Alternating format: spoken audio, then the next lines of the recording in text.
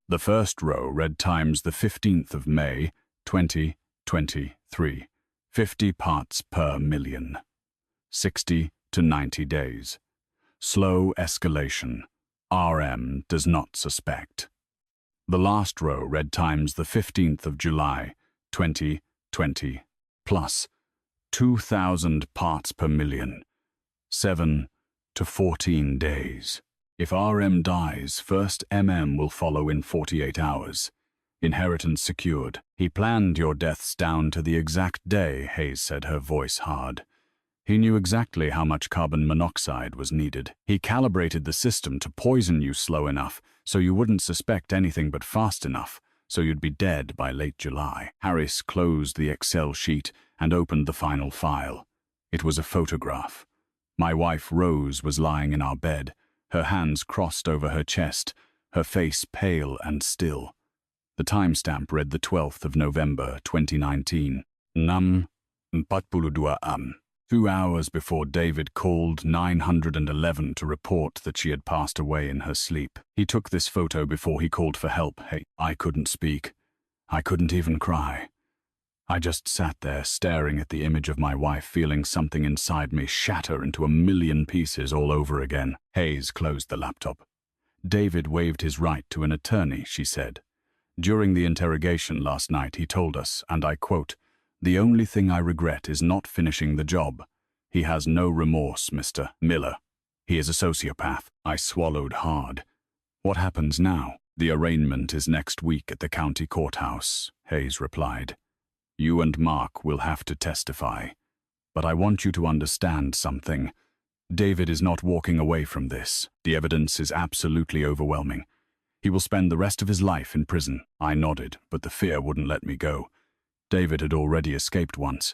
Hayes must have seen it on my face because she leaned across the table and looked me dead in the eye. We will not let that happen again, she told me. I promise you. I wanted to believe her, but after everything I had seen, everything David had done, I wasn't sure I could believe in promises anymore. The Maricopa County Courthouse stood against the September sky like a monument to justice, full of glass steel and sharp angles. Mark and I climbed the steps together, walking slowly. He was leaning heavily on a three-pronged cane, his shoulders still much too thin beneath his crisp white shirt. I walked beside him in the grey suit I hadn't worn since Rose's funeral. Inside courtroom 5 smelled like old wood and stale air. The walls were dark oak, the benches hard and unforgiving. 2 flags hung behind the judge's bench, the U.S. flag and the state flag of Arizona. To the left was the jury box. We took our seats in the front row. Detective Hayes gave us a nod from across the aisle. A moment later, the side door opened and 2 bailiffs led David into the room. He was wearing standard-issue jail scrubs, shackled at the wrists and ankles, but he walked with his head held high, his expression completely blank.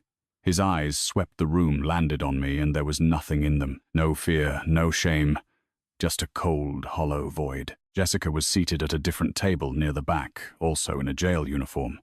She didn't look at me. She didn't look at anyone. All rise, the bailiff announced.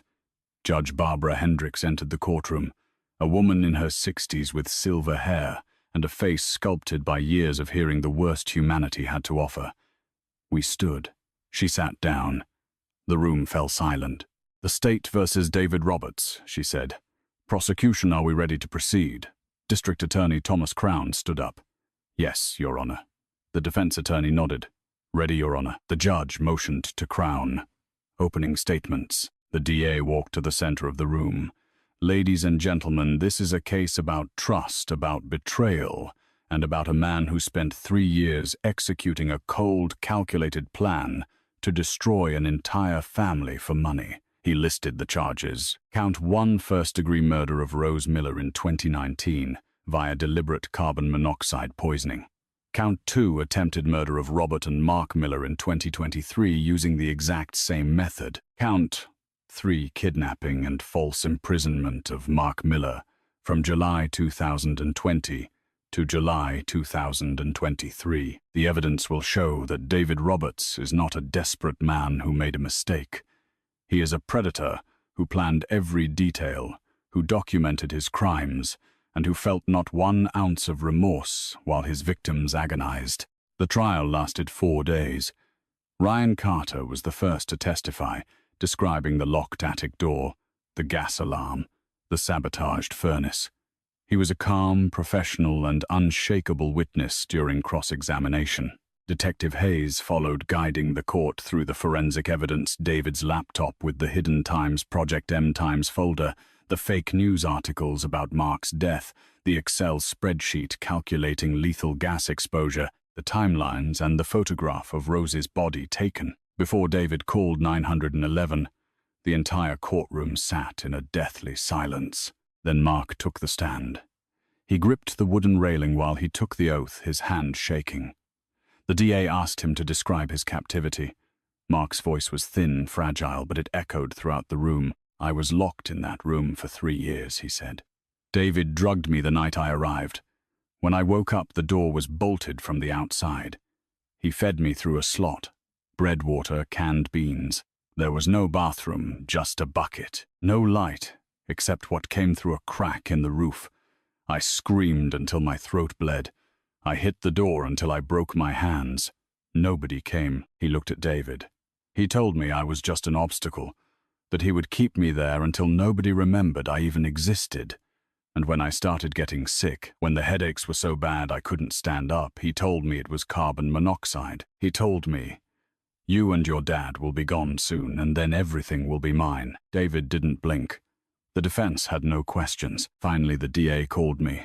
I walked up to the stand and swore to tell the truth. Crown asked me to describe my relationship with David. "David came into our lives in 2018, I said. "He married my daughter. He was kind, helpful, respectful. I trusted him, and he used that trust to plan the murder of my wife, to lock up my son, and to try to take everything we had." My voice cracked. "I will never forgive myself for not realizing it sooner." The DA nodded softly. "Thank you, Mr. Miller. No further questions." The defense attorney stood up, hesitated, and sat back down. "No questions, Your Honor." Closing arguments were fast. The prosecution. "This is not a case of desperation. This is a case of pure evil." The defense. "My client is guilty, but he is also human. I ask for leniency." Deliberation was short. When the jury returned, the verdict was read aloud. "We find the defendant, David Roberts, guilty on count 1, first-degree murder. Guilty on count 2, attempted murder, 2 counts. Guilty on count 3, kidnapping and false imprisonment." Mark squeezed my hand hard. David kept staring straight ahead, expressionless. Judge Hendricks asked David if he had anything to say before sentencing. David stood up, "Looked for you," and for the first time something gleamed in his eyes. "The only thing I regret," he said slowly, "is not finishing what I started." The entire courtroom froze. The judge's face hardened into steel. "David Roberts, you are sentenced to life in prison without the possibility of parole for count 1. You will serve an additional 30 consecutive years for counts 2 and 3. You will never walk free again." 2 bailiffs approached him. They led David away, his chains clinking against the tile floor. Mark and I walked out into the bright desert afternoon. He stopped on the courthouse steps and looked at me. "Dad," he said, "we won." I wanted to believe him, but Rose was still gone. Mark had lost 3 years of his life he would never get back. Jessica was going to prison. Emma was going to grow up without her mother. "No son," I whispered. "In this story there are no winners." He squeezed my shoulder, and we walked to the car together. 2 men carrying wounds that would never fully heal. The headstone was simple. Polished grey granite with her name carved in clean letters. Rose Miller. 1955 to 2019. Beloved wife and mother. I knelt on the grass, the July sun beating down on my shoulders, and placed a bouquet of white roses at the base. "You left too soon," I whispered. "You deserved so much better. Forgive me for not protecting you." My voice broke. I touched the cold stone, tracing her name with my fingertips. "But I promise you, I'm going to take care of Mark. I'm going to take care of Emma. I'll make sure your life meant something." Mark was standing a few steps behind me, leaning on his cane. He had come a long way in 2 years. He had gained back 30 pounds. His hair was neatly cut, and that hollow, empty stare had softened, but his hands still shook sometimes. A permanent reminder of the gas that nearly stole his life. I stood up, brushing the dirt off my knees, and turned to look at him. He smiled at me warmly. "She'd be really proud of you, Dad," he said. "I hope so." We walked together down the cemetery path past rows of graves and desert brush. The air smelled of dry earth and sage. "How's Sarah?" I asked him. Mark's face lit up. "She's good, really good. It took a long time, Dad. When I first showed up at her door, she couldn't believe it was me. She thought I had abandoned her and the baby." He paused, swallowing hard. "When I told her the truth, when I showed her the news articles, the court documents, she cried for a straight week. She kept saying, 'I'm sorry, I didn't know, I had no way of knowing.'" He sighed. "We went to counseling together. It took months, but we got through it. And now we're rebuilding. We got a little house. Lily is already in kindergarten. She's amazing, Dad. She's smart, funny, and so full of life." My chest tightened with pure love. "I am so glad, son. You deserve that happiness." We reached a bench under the shade of a tree and sat down. "Have you been to see Jessica?" Mark asked carefully. I nodded. "Last month, I went to the women's facility. I had visited Jessica. She was wearing the standard-issue uniform, her hair cut short, her face unwashed. She looked much older than her 40 years. 'I'm sorry, Dad,' she had told me through the glass, crying uncontrollably. 'I know I don't deserve your forgiveness. I know I failed you. I failed Mark. I failed Emma.' I had finally told her, 'Jessica, you made terrible decisions. You let fear control you. But Emma still needs to know her mother loves her. When you get out in 10 years, you'll have a chance to make things right. Don't waste it.' I recounted all this to Mark. He listened in silence. 'How is Emma?' he asked. 'She's doing great. She's 11 now, living with Jessica's aunt up in Flagstaff. I drive up to see her once a month. We get ice cream, go to the park. Sometimes she asks about her mom. I tell her the truth, that her mom made a very big mistake and has to be away for a while, but that she still loves her very much.' Mark stayed quiet for a moment. Then he said, 'Dad, do you blame yourself?' I looked at him surprised. 'Every single day.' 'You shouldn't.' 'How can I not?' I raised my voice slightly. 'I lived in that house for 3 years. You were right above me, locked in a room, and I never knew. I didn't hear you. I trusted David when I should have questioned him. I failed you, Mark. I failed your mother.' Mark reached over and grabbed my hand. 'Dad, listen to me. David was the criminal, not you. He manipulated all of us. He was a sociopath. He planned every step, every lie. You had no way of knowing, but I should have known.' 'No.' His voice was firm. 'You did everything you could. And when you finally found out, you didn't hesitate. You called the police, you fought for me, you saved my life.' Tears blurred my vision. 'Do forgive me.' Mark pulled me in and gave me a tight hug. 'Dad, there is nothing to forgive. I love you.' I hugged him back with all my strength this son. I almost lost and allowed myself to cry. We walked out of the cemetery together, heading toward the parking lot. The sky was a brilliant, cloudless blue. The kind of sky that makes you believe in new beginnings. 'What are your plans now?' Mark asked me. I leaned against the hood of the car, thinking. I sold the house. I couldn't keep living there. I bought a small apartment downtown near the hospital, and I've been volunteering. At a domestic abuse and victim support center, I told him. I share my story with other families. People who have been manipulated, controlled, isolated by someone they trusted. I tell them what happened to us, and I help them spot the red flags." Mark smiled. "That's good, Dad. Really good. I want our story to mean something," I told him.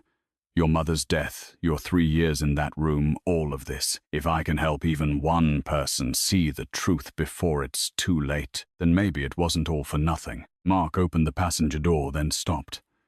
"Dad, do you think we'll ever be okay? Really okay?" I looked at him. This man who had survived hell itself and come out the other side with scars but still standing. And I thought about Emma growing up in Flagstaff, about Jessica serving her sentence, and maybe one day finding redemption, about Rose resting beneath the desert sky. "I don't know if we'll ever be the same," I said slowly. "But I think we can be okay. It will take time. It will take work. But we're still here. We're still fighting. Mark smiled. Then, that's enough. We got in the car, and I started the engine.